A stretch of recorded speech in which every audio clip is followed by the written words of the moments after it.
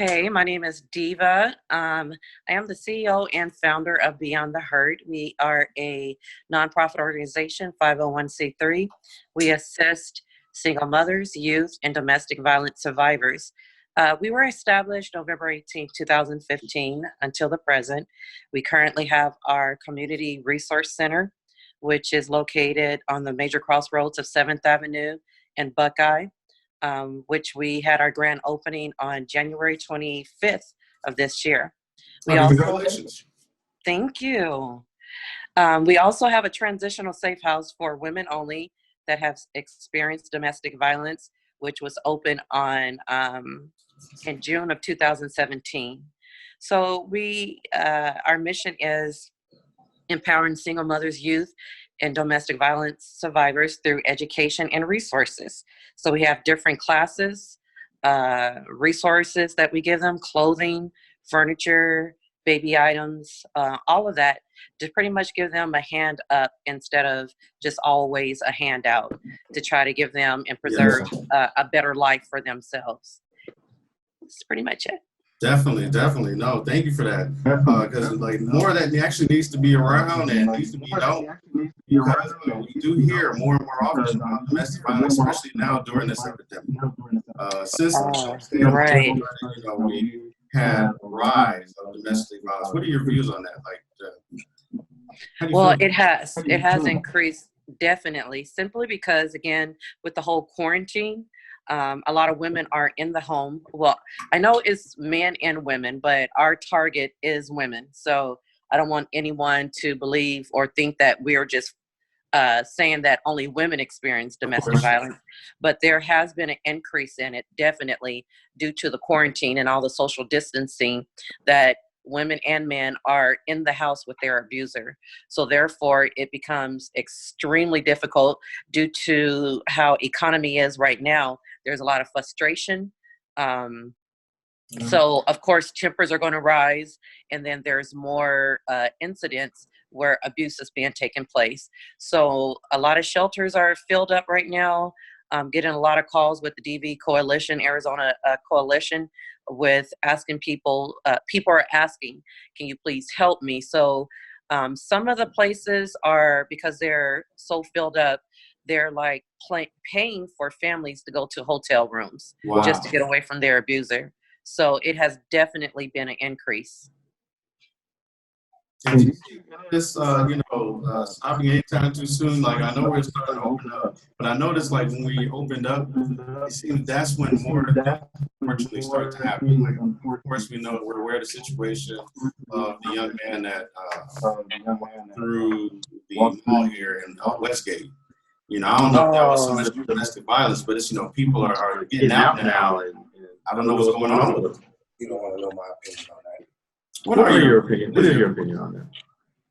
My opinion on that? Honestly, I think, honestly, I don't think these kids get they butt licked. They soft now. Bro, we would never. You gotta understand, we all, 40s, we have respect for our parents. I mean, no matter what we did, whatever we kicked up out in the street, we always have respect for the elders and the parents and stuff like that. You understand what I'm saying? Mm-hmm. There was levels to how you wouldn't like that with old people. Hey, you old man, or whatever, stuff like that. We have respect for our elders. And just us growing up then, nobody had the nerve to even want to pull something like that. Remember back in the day that you weren't worried about the police. You was afraid of your mama. Enough kids ain't afraid of their parents, ain't afraid of their mama like they used to. And that's a big part of it. Remember back in the day, we used to talk about when parents would be, there's too much rap music and stuff like that. And we'll dismiss it. Honestly, I can't dismiss a lot of things. The messages and what the stuff that we're talking about and what the youth is talking about. What kid when we were growing up would have the balls even pull us off? That is true. You get where I'm coming from? That is true. There's levels to this. And that's a level that we've lost in our community. Floyd, what do you think about that? Floyd, what do you think about that? I just said we need to try it over. I just said we need to try it over again. Let's try it over again. Try Let's try it over again. Try what? You know, it gets to a point that the society of today, if we actually took the advice of our great grandparents and raised our kids to the point that they understand how to live and what to do in this today's age, we wouldn't be having all. That's like when we bring two households households together. You know, that's where the domestic violence come in at. because you're bringing up two different upbringings and rearing of kids, trying to mesh it together. But at the same, you know what? I want to know what are her thoughts on this? What are your thoughts on like this shooting and stuff? I want to know her thoughts from a woman. What are your thoughts on this? You know, this shooting and just how kids are now compared to how we probably grew up. You know, 80s and 90s, and you know, yes ma'am, no sir. You know, how do you feel about now? Well, the respect is definitely no longer there. Yes, I was brought up with yes ma'am and no ma'am, respecting your elders, respecting anyone that had authority over you. But in today's society, I say we put a lot of emphasis on the way the people were raised, or our children are raised, or the parents, but you have a lot of young people that are having children right now and that really don't know how to raise their children.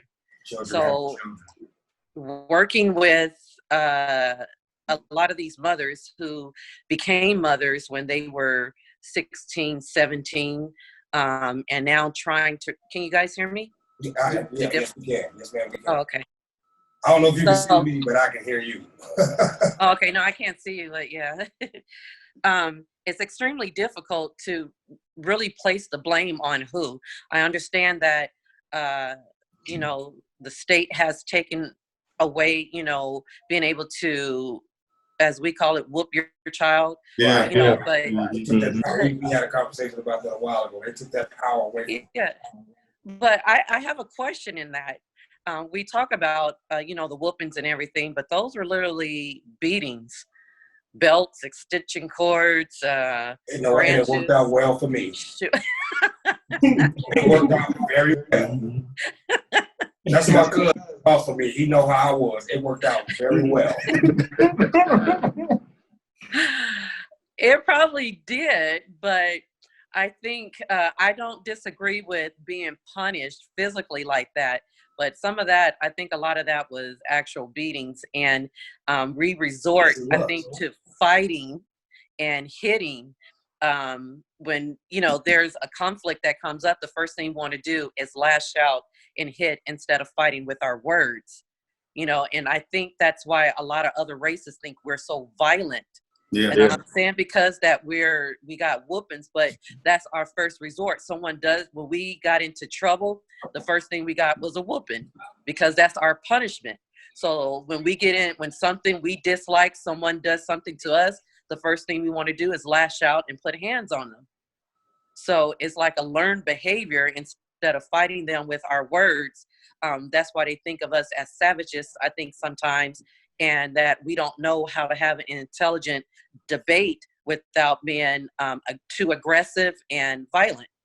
So, but to your saying, I do think it should be a balance. Yes, go stand in a corner a couple times. If that don't work, yeah, go get the belt. Right. Exactly. I mean, to that extent. Now there is pushing an envelope. You're right. When it comes to you know what you get where I'm coming from. There's a fine line between a good ass whooping and a beat. Like really, like there's a fine line between. Right. We get that. We understand that. Right. Just as far as like, I'm just talking about how we had a thicker skin. Right. You right. get what I'm saying? We had a very thicker skin. Like I said this, and I got a lot of different feedback from this on my segment because I said a bully was essential then. That was something that you overcame. You overcame a bully. It made you a little bit tougher. It made you look, you know what? And because I wasn't a big kid. I got bullied, you know. But you know what happens to a bully when you start fighting back? They can't be a bully no more. They get tired of you fighting back. True. So just the kids being, what do you take on kids like an internet post to get them, you know, feeling some type of way?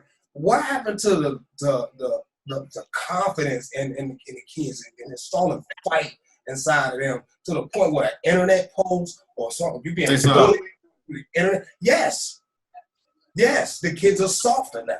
Their skin is not thick. You can say something with the athletes that even get tweets. They crying over the internet because of the tweet. And then you see this Last Dance with Michael Jordan. He ain't had to deal with none of that. But you see how tough he was. That's why we have more violence in the home now. Going back to domestic violence. People think domestic violence is just husband, wife. It's not. No, it's siblings, siblings, parents, grandparents, that nature. And so I guess my thing would be to ask, what is her thoughts? What are your thoughts? Or maybe installing, now, okay, more men in the house probably would be, I think we all have to take responsibility for that. Rephrase that. Good men. More good men in the house, like you said. Yeah, I think we should take more responsibility for that, and as a black man in a culture, and us for us to actually take responsibility from now on. You know, I mean, and we're not sharing that with each other, but as far as the thick skin, you know, too much this technology then made kids don't even want to go outside. They don't. Go outside. I mean, go into your room. That was a punishment. You couldn't beg us in the 80s and the 90s to stay in the house. We didn't care what the weather was like. We was immune to everything. Mm-hmm. Now, go to your room. Okay.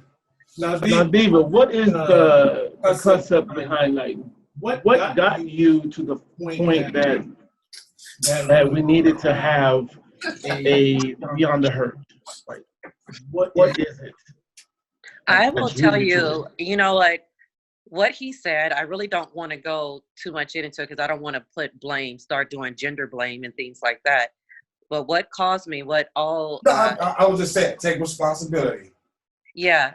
And what caused me, Beyond the Hurt started off because I was married for, I don't know, some umpteen years, 14, 15 years. And after the divorce, my ex pretty much just left me with 4 children, to raise 4 children by myself.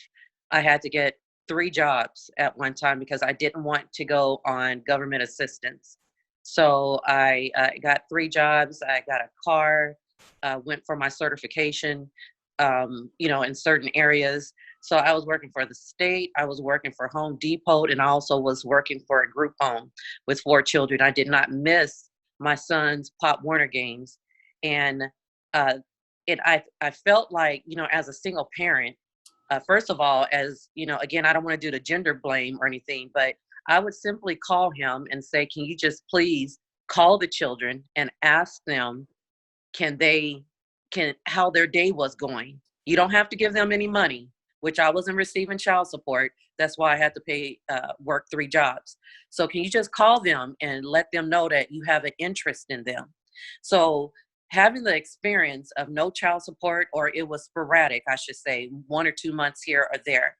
So having the 3 jobs, being in my children's extracurricular activity, busting my butt to take them on at least 2 vacations, because you have that single mother's guilt. Like, I can't do everything. I want them to experience what a 2-parent home have. And so you try to compensate for that.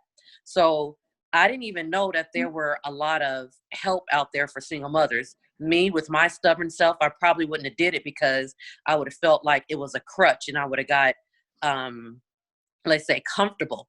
So I wanted to exceed over that, and I wanted to be an example to my 3 daughters and even to my son. So when I got up to where I was, you know, well established, as well as I am, that I said I wanted to have a one-stop for single mothers. They come in, They get not only the, what do you call it, the outside, but I wanted them to receive inside. That's why it's called Beyond the Hurt, because I didn't want them to make decisions based on their hurt. I didn't want them to move around based on their hurt. I wanted them to move beyond that, and beyond that, there is success. So it started off with single mothers, and then with the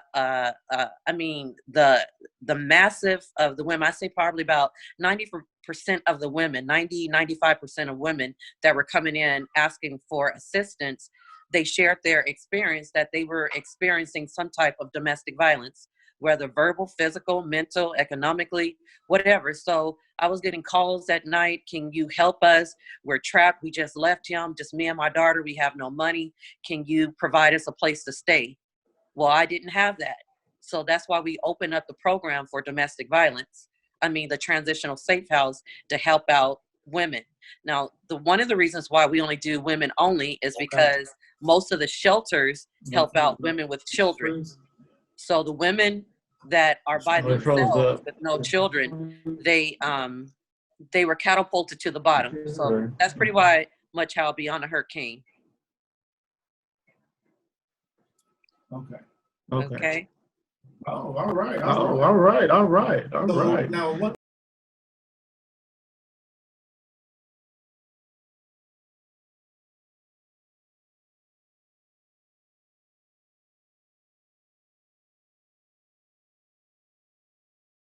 They can look at our services. We also have a Facebook and Instagram, Beyond the Hurt. But they can contact our office at 602-882-5701 or go through our website, the contact page.